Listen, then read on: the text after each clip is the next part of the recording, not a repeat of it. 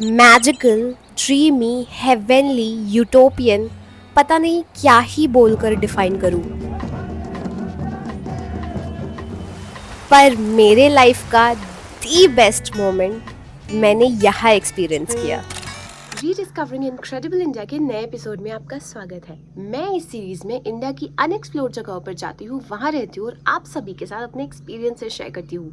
तो इस बार मैं आई हूँ हिमाचल प्रदेश के एक छोटे से गांव में, जिसके बारे में बहुत सारे हिमाचल निवासियों को भी नहीं पता था, क्योंकि जब हम टैक्सी सर्विसेज में कॉल कर रहे थे यहाँ के लिए टैक्सी बुक करने के लिए, बहुत सारे टैक्सी ड्राइवर्स हमसे ये पूछ रहे थे कि ये कहाँ पड़ता है।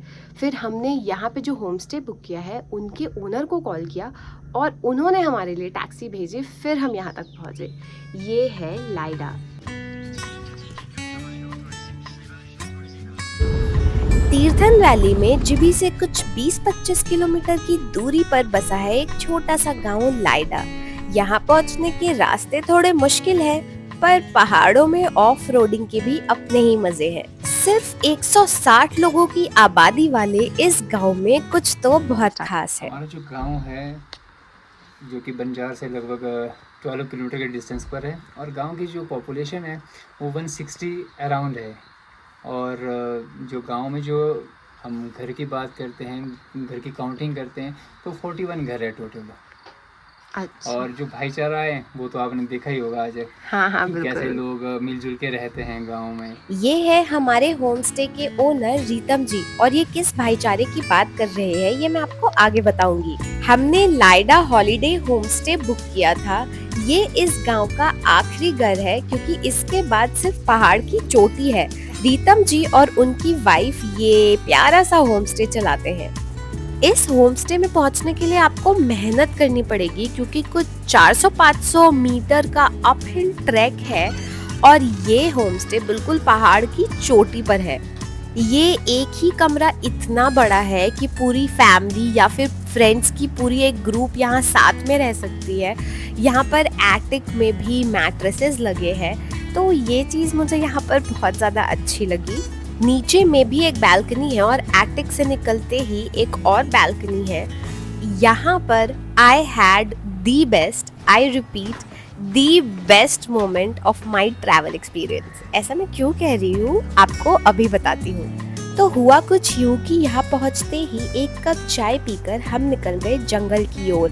हम जा रहे थे माउंटेन टॉप पर, जहाँ से पूरा का पूरा गांव दिखता है। ध्यान से देखो, जी हाँ, वही जा रहे हैं हम। वहाँ पहुँच के नज़ारे कुछ ऐसे थे। इतनी ज़्यादा तेज़ हवाएं चल रही थी, क्लाउडी मौसम था, ऐसा लग रहा था मैं कोई मैजिक लैंड में हूँ। वापस आते आते रास्ते में ही बारिश शुरू हो गई और उस घने जंगल में पहाड़ी के चोटी पर बारिश में भीगने का मज़ा ही कुछ और था। वापस आके कपड़े चेंज करके जब मैं बालकनी में बाहर आई, तब मैंने वो एक्सपीरियंस किया जिसको मैंने अभी द बेस्ट कहा था।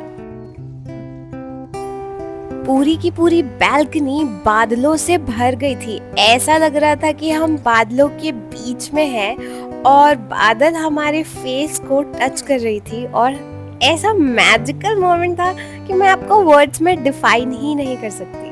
क्या आप किसी मोमेंट पे इतने ज़्यादा खुश हुए हो कि आप सैड हो जाते हो, क्योंकि आपको लगता है कि ये मोमेंट अब खत्म हो जाएगा या फिर शायद दोबारा कभी ना आए? ये मेरी लाइफ का वही मोमेंट था। मुझे इतनी ज़्यादा खुशी हो रही थी कि मुझे थोड़ा दुख भी हो रहा था। रात हो चुकी थी और अब हम आ गए थे डिनर करने। ये इस होम स्टे का डाइनिंग एरिया है और यहाँ पर आपको सिर्फ होम कुक्ड मील ही मिलेगा, जो घर की औरतें खुद बनाती हैं। ये है हमारे होम स्टे की ओनर। हम यहाँ जितने दिन भी रुके थे, यहाँ की ऑथेंटिक स्टेपल फूड ट्राई किया, जैसे कि सिड्डू और भी बहुत कुछ। बबरू है। और ये चिलड़ा, इसे दही के साथ खाते हैं। इसको दही या अचार या चटनी के साथ। ये है चिलड़ा, जो कि आटे का बनता है, और ये है बबरू। ये भांग के पकोड़े होते हैं और टेस्ट इसका हल्का मीठा होता है। वैसे मुझे तो ये सारी चीज़ें बहुत टेस्टफुल लगी।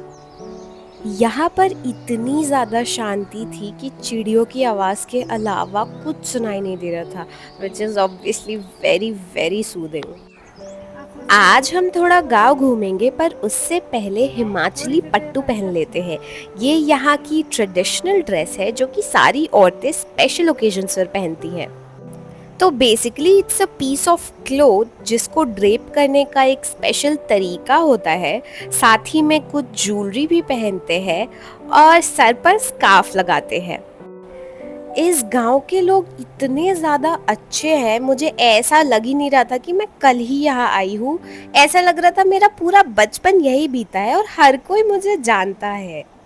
तो मैं पट्टू पहन के रेडी हूँ, चलिए फिर अब गांव घूमते हैं। इस गांव में पूरे 40 घर है जिसकी आबादी कुछ 160 के आसपास है। ये पूरा गांव ऐसा समझ लो कि पूरे 160 लोगों का एक परिवार है। वीडियो की शुरुआत में मैंने जो भाईचारे की बात कही थी, मैं उसकी कहानी बताती हूँ। कल की ही बात है, रात के 10-11 बजे कोई बहुत ज़्यादा बीमार हो गया था। गांव का हर एक इंसान बिना सोचे समझे मदद को हाजिर था और गांव में जिसके पास भी गाड़ी थी उन्होंने 2 मिनट भी नहीं सोचा अपनी गाड़ी ऑफर करने से पहले। इतनी ज़्यादा बारिश हो रही थी, रास्ते टूटे फूटे थे, फिर भी मदद को हर कोई हाजिर था। इसी एकता के साथ इस गांव के लोग हर फेस्टिवल सेलिब्रेट करते हैं, हर सुख में दुख में एक दूसरे का साथ देते हैं। यहाँ पर गांव के सारे लोग इकट्ठा हुए हैं एक फेस्टिवल सेलिब्रेट करने और भगवान की पूजा हो रही है। ये है पूरे गांव का इकलौता एक छोटा सा जनरल स्टोर जहाँ पे ज़रूरत की सारी चीज़ें मिल जाती हैं। वैसे इस गांव का मेन बाज़ार बंजार में पड़ता है जो कि यहाँ से कुछ 13-14 किलोमीटर की दूरी पर है। ये इस गांव का एक छोटा सा मंदिर है और एक और मंदिर पहाड़ी की दूसरी तरफ पड़ता है। इस गांव को मैंने फेवरेट्स में ऐड कर दिया है और मैं यहाँ दोबारा ज़रूर आऊँगी। आपको मेरी अगर ये वीडियो अच्छी लगी हो तो मेरे चैनल को सब्सक्राइब कर देना। चलिए फिर मिलती हूँ अगली वीडियो में नई डेस्टिनेशन के साथ। तब तक के लिए बाय।